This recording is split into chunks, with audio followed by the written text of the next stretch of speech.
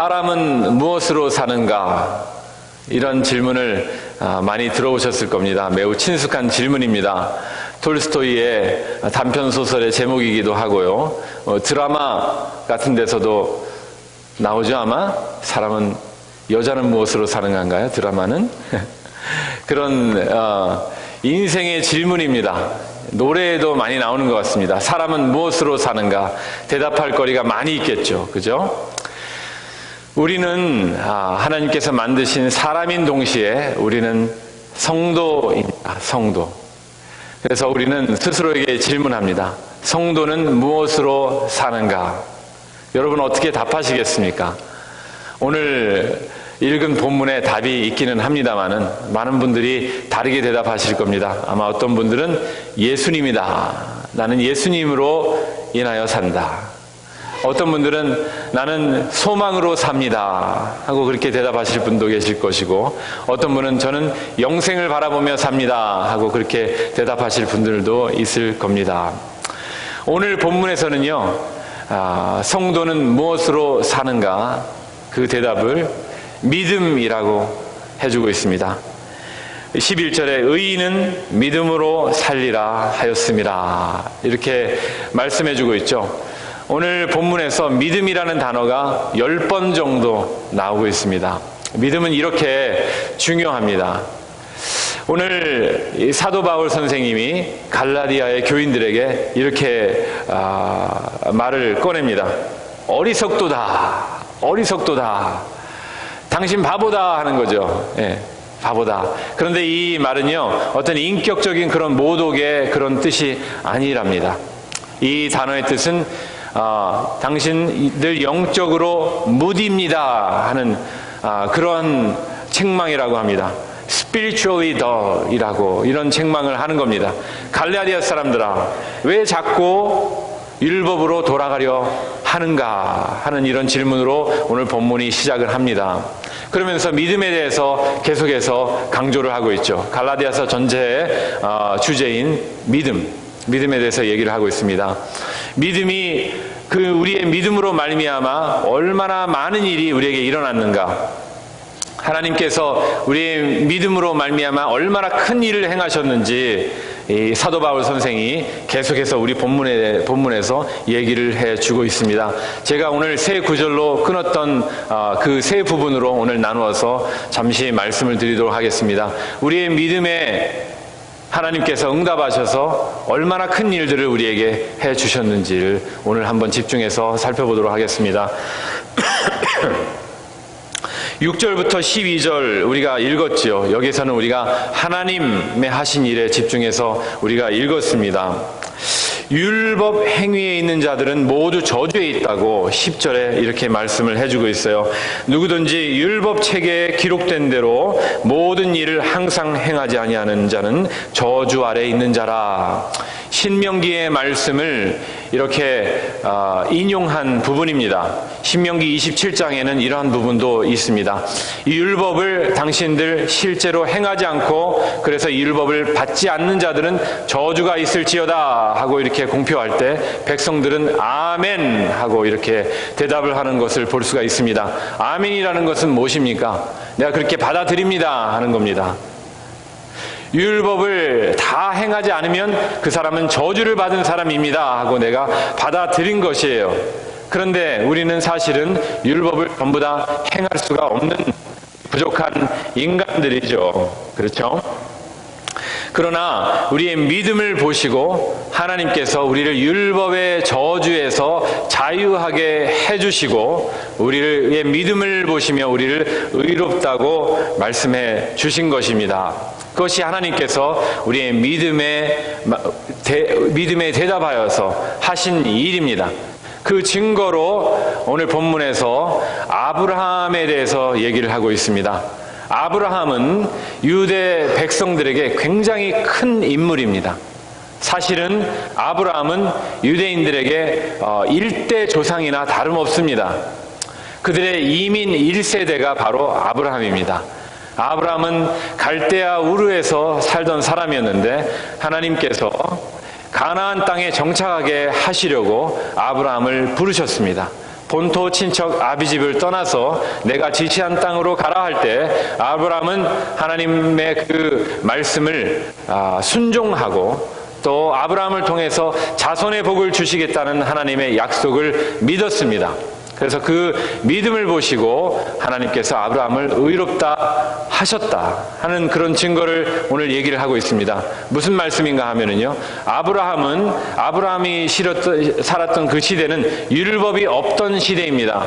아브라함보다 몇백 년 후에 율법을 하나님께서 주셨습니다. 그러니까 아브라함이 살던 때는 율법이 없었죠. 아브라함은 율법을 지킴으로 하나님께 의롭다함을 받은 사람이 아니라 하나님을 믿음으로 의롭다함을 받은 사람인데, 당신들도 하나님을 믿으면 아브라함의 후손이 되리라. 하나님께서 아브라함을 의롭다 하신 것처럼 여러분들도 의롭다 하셨다 하는 그런 설명을 하는 것입니다. 여기서 잠시 멈추고 여러분들의 주목을 받기를 원합니다. 말씀이에요. 우리가 하나님 앞에 드린 것은 무엇입니까? 맨 처음에 우리 질문, 의인은 무엇으로 말미암아? 믿음으로 말미암아. 성도는 믿음으로 말미암아 산다고 그랬죠. 우리가 하나님께 드린 것은 단지 믿음뿐입니다. 그런데 하나님께서 우리에게 해주신 것은 율법의 저주에서 우리를 풀어주시고, 우리의 행위가 너무나도 부족함에도 불구하고 우리를 의롭다, 하나님 보시기에 합당하다고 말씀해 주신 것이 얼마나 큰 일입니까? 우리가 무엇이라고요? 우리의 믿음이 무엇이기에 하나님께서 이렇게 큰 일을 우리에게 해 주셨을까요? 조금 더 나아가 보도록 하겠습니다. 13절과 14절은 우리는 예수 그리스도의 하신 일에 집중해서 우리는 읽었습니다.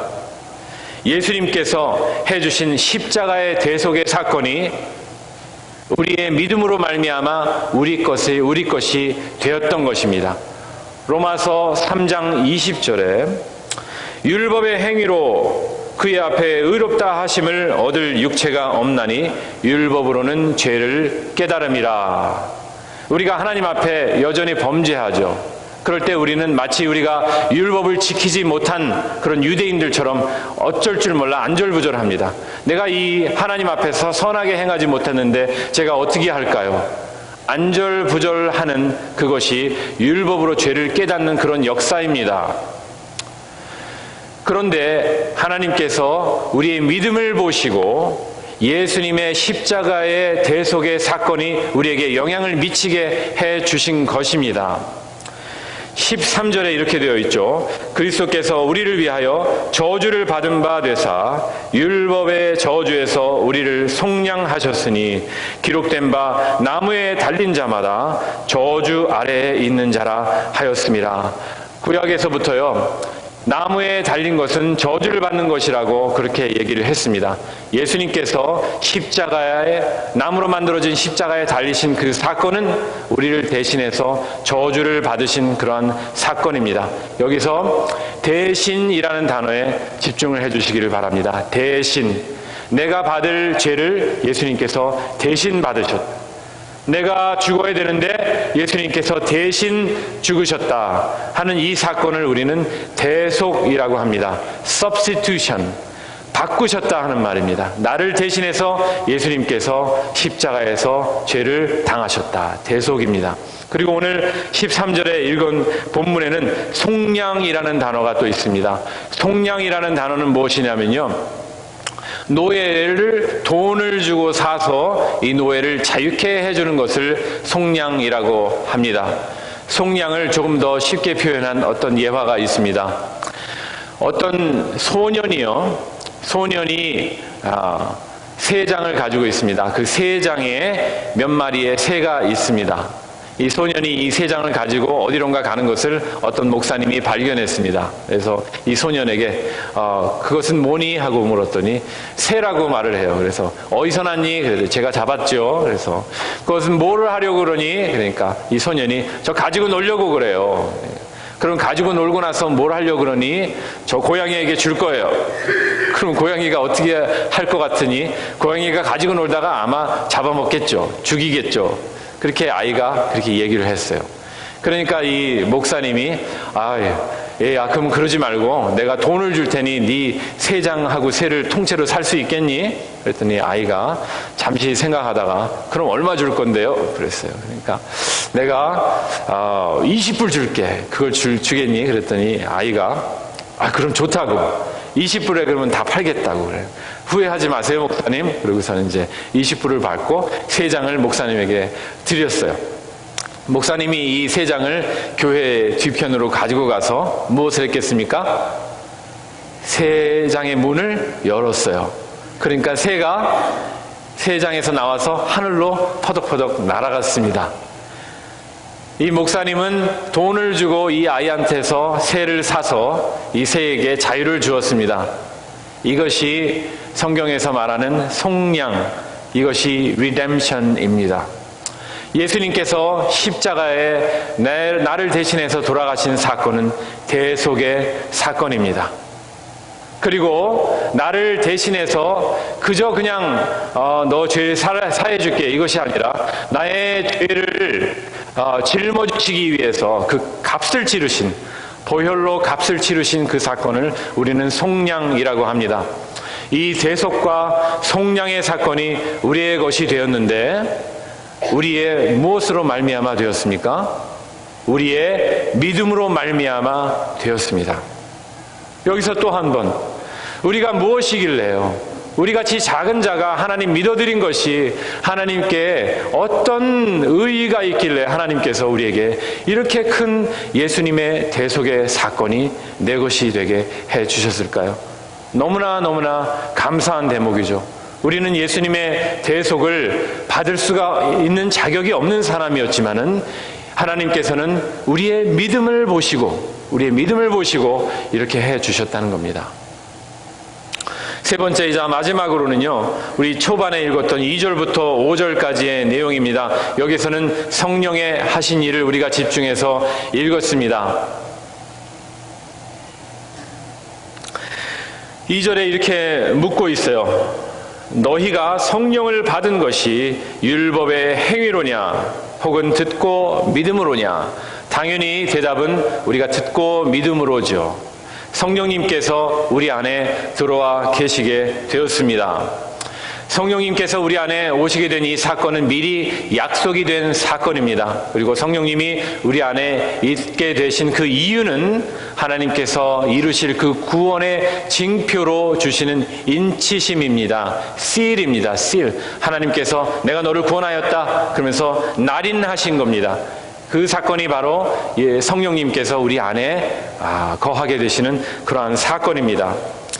에베소서 1장 13절에 이런 말씀이 있습니다. 그 안에서 너희도 진리의 말씀 곧 너희의 구원의 복음을 듣고 그 안에서 또한 믿어 약속의 성령으로 인치심을 받았으니, 예수님 안에서 우리가 복음을 받아들임으로 인해, 즉 예수님의 대속의 사건을 우리가 믿음으로 인해 약속해 주신 성령님이 우리 안에 들어오셔서 우리의 구원의 인치심이 되었다, 그 말씀입니다. 이제는 우리는 성령님의 거하시는 하나님의 전이 되었습니다. 고린도전서 3장 16절에요. 너희는 너희가 하나님의 성전인 것과 하나님의 성령이 너희 안에 거하는 것을 알지 못하느냐? 여러분, 한 분 한 분은 예수님을 믿음으로 성령의 전이 되었습니다. 우리가 신령한 마음을 가져서 우리가 성전이 된 것이 아니라 하나님의 성령이 우리 안에 거하게 되심으로 우리는 성령의 전이 되었습니다. 이 귀한 사건 또한 우리가 무엇이라고, 우리가 하나님 믿어드린 사건이 도대체 얼마나 큰 일이길래 하나님께서 성삼위일체의 삼위격인 성령 하나님을 우리 안에 보여주셔서 우리 안에서 거하게 하셨을까요? 우리에게 요구하신 것은 단지 믿음뿐입니다. 하나님은 온전하신 분입니다. 하나님은 완벽하신 분이고 아무것도 필요하지 않으신 분께서 우리의 믿음을 필요로 하셨다는 사건이, 그 일이 너무나도 우리에게 깊은 은혜가 되는 것입니다. 우리의 작은 믿음이 하나님에게 어떤 의미가 있을까요? 하나님은 이미 온전하신 분인데, 그런데 하나님께서는 우리에게 믿음을 요구하시고, 그 이유는 우리에게 이 엄청난 구원의 사건, 우리가 1, 2, 3으로 나눠서 얘기했지만 이것은 하나의 사건입니다. 하나님께서 우리의 믿음을 보시고 죄의 그러한 결과에서 우리를 구원하여 주시고 우리를 의롭다 하신 그 사건, 예수님께서 십자가에 달리신, 보혈 흘리신 그 대속의 사건이 내 것이 되게 하신 그 속량의 은혜, 그리고 성령님께서 우리 가운데 거하게 되신 그 내주의 은혜가 하나님께서 우리에게 행하신 은혜입니다. 무엇에 말미암아? 우리 믿음으로 말미암아 말이죠. 우리 믿음으로 말미암아. 우리의 믿음은 정말 작고 연약하죠. 하나님 앞에 우리는 믿음을 고백하지만 우리는 너무나도 우리의 믿음이 작은 것을 알고 있습니다. 자꾸만 넘어집니다. 너무나 부족합니다. 그런데 하나님께서는 그 믿음을 귀히 보시고 이 크신 일을 우리에게 행하셨다는 겁니다. 말씀을 묵상하면서 든 생각이 있습니다. 여러분에게 꼭 해주고 싶은, 드리고 싶은 그런 말씀이었습니다. 그 예화입니다. 어떤 것이냐면요, 우리의 믿음 생활에, 우리의 신앙 생활에 하나님께 드린 이 작은 믿음은 마치 우리의 결혼 생활에 우리 배우자에게 드린 작은 반지와도 같다 하는 그런 생각이 들었습니다. 너무 이상한 얘기는 아닙니다. 우리는 왜냐하면 예수님의 신부된 자들이기 때문입니다. 고린도전서, 고린도후서 11장 2절에 사도 바울이 이렇게 얘기를 했습니다. 내가 너희를 정결한 처녀로 한 남편인 그리스도께 드리려고 중매함이로다. 예수님은 우리의 신랑이 되시고 우리는 정결한 처녀가 되었습니다. 에베소서 5장에도 남편과 아내와의 관계를 예수 그리스도와 교회와의 관계, 즉 예수 그리스도와 성도와의 관계로 비유적으로 말씀을 하셨습니다. 다시 되짚어서 얘기를 하면 예수 그리스도와 성도와의 관계는 남편과 아내와의 관계와 비교할 수가 있다는 것입니다. 우리는 예수님의 신부가 되었습니다. 예수님께 우리가 드린 것은 작은 믿음입니다. 어떤 가난한 여인이 있었습니다. 그 여인이 예를 들어서 어떤 남자를 사랑했습니다. 이 여인이 남자에게 해줄 수 있는 것은 별로 없었습니다. 그래서 작은 반지를 하나 선물을 해 주었습니다. 이 남자는 여인을 너무 사랑합니다. 여인에게 다른 것을 바라는 것이 하나도 없습니다. 작은 반지를 혼인의 서약으로 받아들이고 그 여인을 받아줍니다. 그리고 평생을 이 여인과 함께할 것을 다짐하고 평생 이 여인을 사랑해 줍니다. 이것이 바로 하나님의 사랑이시고 우리가 예수님께 드린 작은 믿음입니다.